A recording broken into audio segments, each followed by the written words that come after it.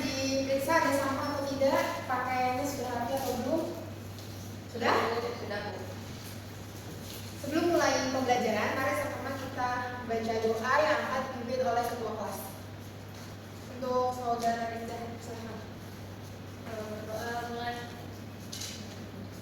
Berdoa selesai. Oke. Ibu akan mengakses terlebih dahulu. Siti Rifda, Hadir, Bu. Fasiatul Wetsaroh, Hadir, Bu. Sania, Hadir. oke. Semuanya hadir, alhamdulillah. Sehat semuanya? Alhamdulillah sehat, Bu. Baik. Hari ini kita akan mempelajari tentang akhlak bersama Allah, akhlak bersama manusia, dan akhlak bersama diri sendiri. Berhubung yang kita pelajari tentang akhlak ini adalah sesuatu yang biasa kita lakukan dalam kehidupan sehari-hari. Jadi dalam mempelajari akhlak ini harus terus semangat. Bahkan salah seorang imam mengatakan, andai saja dalam kurun waktu 20 tahun dia bisa mempelajari hanya tentang akhlak, maka dia akan mempelajarinya. Jadi saking pentingnya akhlak, saking bergunanya akhlak, saking harusnya kita memiliki akhlak. Jadi tetap semangat, terus menggali potensi kita dalam menuntut ilmu. Tujuannya apa sih kita memiliki akhlak? Yang pasti untuk kita tahu bagaimana sih sikap kita terhadap orang lain, bagaimana sih sikap kita terhadap diri kita sendiri, dan bagaimana sikap kita terhadap Tuhan kita yaitu Allah. Karena kita banyak sekali keinginan tentunya. Jadi kita harus tahu bagaimana cara kita merayu Allah, bagaimana cara kita berhubungan dengan Allah. Tuh. Jadi sebelumnya, Ibu ingin tanya, apa itu akhlak?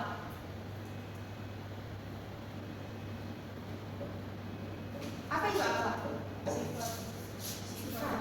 Apa lagi? Tingkah laku. Apa lagi Sania? Apa kira-kira akhlak itu? Ringkasnya perbuatan. Nah, gitu. Jadi akhlak juga bisa kita artikan sebagai sikap, sifat, tingkah laku, perbuatan seseorang yang memang sudah sering dilakukan sehingga menjadi terbiasa dan dilakukannya secara spontan. Gitu. Jadi kalau seseorang tersebut memiliki kebiasaan yang baik, maka dengan siapapun dalam waktu apapun ia akan terus bersikap baik. Tapi kalau misalnya ada orang yang sering bersikap buruk, misalnya dia baru bertemu dengan orang baru, maka sifat itu akan spontan keluar dari dirinya. Makanya sejak dini, sejak kecil kita harus sudah dibiasakan untuk memiliki akhlak. Saat ini kita akan belajar mengenai akhlak kepada Allah, akhlak kepada manusia, dan akhlak kepada diri sendiri.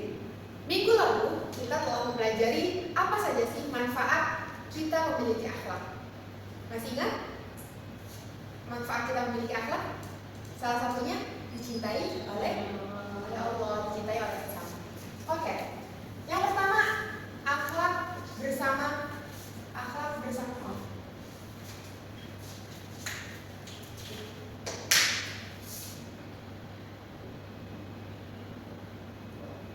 Allah. Kira-kira apa saja sih akhlak kita ketika bersama Allah? Ada yang tahu? Selalu merasa dalam pandangan Allah.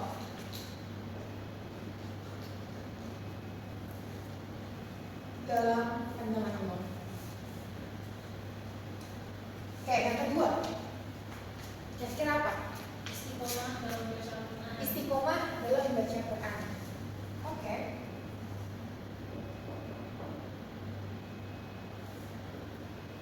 Satu lagi, kita ambil 3 contoh. Merendahkan diri di hadapan Allah. Oke.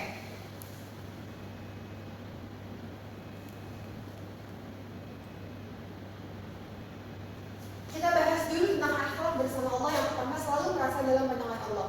Jadi, kita harus tahu dalam keadaan apapun, mau kita di dalam gua sekalipun yang mana manusia mungkin tidak bisa melihat kita, tapi kita harus yakini bahwa Allah selalu melihat kita. Nah, itu salah satu akhlak bersama Allah. Jadi kita merasa takut ketika kita berbuat salah, kita berbuat dosa, kita berbuat maksiat, kita harus ingat kalau kita berada dalam pandangan Allah. Sehingga yang tadinya ada keinginan tersebut, jadi kita urung. Keinginannya kita buang jauh-jauh. Yang kedua, istiqomah membaca Al-Quran. Karena membaca Al-Quran adalah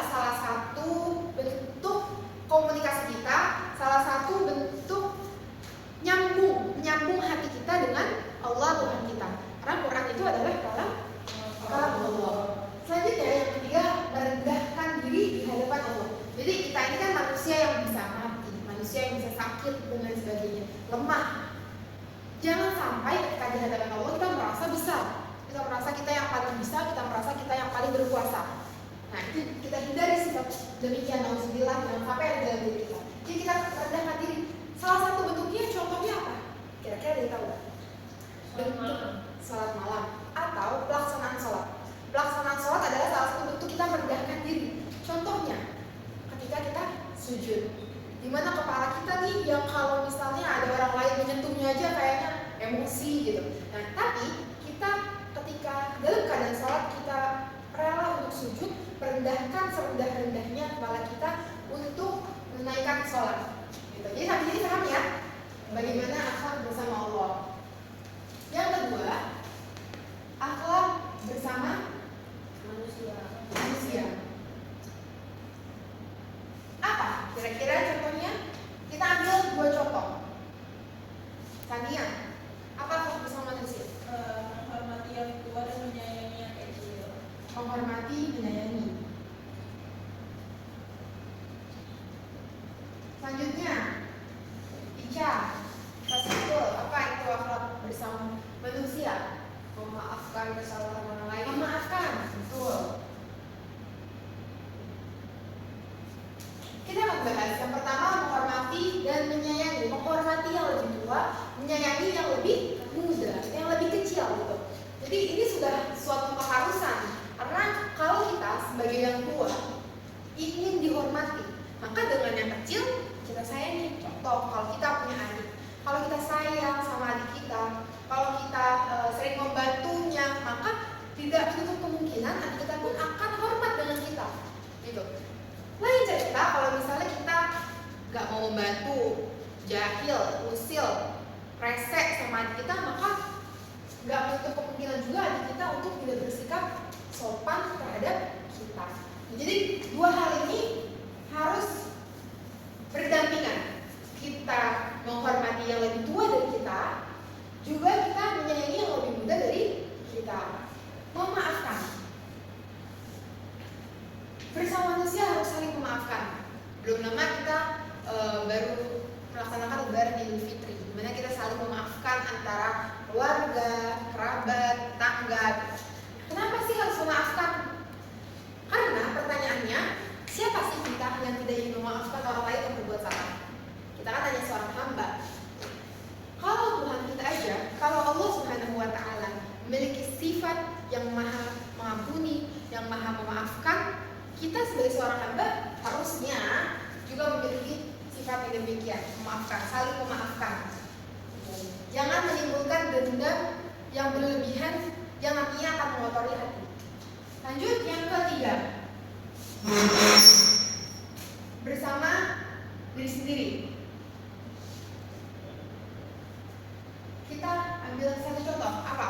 Arifda. Jangan mudah putus asa atau Jangan mudah putus asa. Salah dan mengeluh. Oke. Ini sangat relate dengan kehidupan kita yang sedang menuntut ilmu, yang sedang belajar. Jangan putus asa, jangan mengeluh. Yang namanya menuntut ilmu itu butuh proses yang panjang, butuh waktu yang panjang dan butuh banyak pengorbanan. Jadi ketika kita mengalami kesulitan dalam memahami ilmu, maka sabar. Ketika kita mengalami kesulitan dalam memahami materi, maka berusaha yang lebih itu. Dan jangan mengeluh dengan apa yang lagi kita jalani. Karena yang hal yang harus kita syukuri salah satunya, banyak orang seusia kita yang ingin menuntut ilmu, yang ingin duduk di bangku sekolah, tapi tidak bisa. Karena apa? Karena keterbatasan ekonomi. Jadi kita hindari sikap ini, sifat ini di dalam diri kita. Jangan putus asa, jangan mudah putus asa, dan jangan mengeluh. Oke, sampai sini ada yang ingin ditanyakan? tidak boleh. Paham semua ya? Mudah-mudahan kalian semua bisa mempraktekannya di dalam kehidupan sehari-hari. Oke, gue akan bermain games. Gamesnya adalah estafet. Jadi ada botol, kita akan nyanyi. Di nyanyian yang terakhir dia harus menjawab pertanyaan. Oke? Mau nyanyi apa? Nyanyi apa? Biar semangat. Balon tuh, oke. Jadi yang pertama ketika door akan dapat pertanyaan.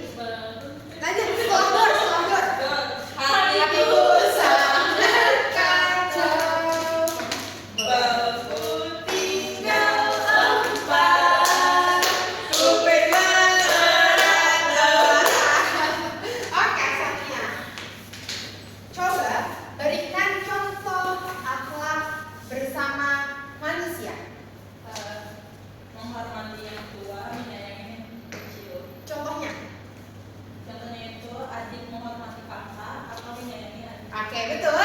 Betul kan? Betul. Oke, kalau sudah paham semua? Ada yang ingin ditanyakan? Cukup. Baik, kalau gitu Ibu akan membacakan kesimpulannya. Kesimpulannya adalah akhlak bukan hanya sekedar bagaimana hubungan dengan sesama manusia, tetapi akhlak juga bagaimana hubungan kita dengan Allah, juga hubungan kita dengan diri kita sendiri. Jadi ketiganya saling berkaitan. Kita harus berlaku baik kepada siapapun, kapanpun, dan dimanapun.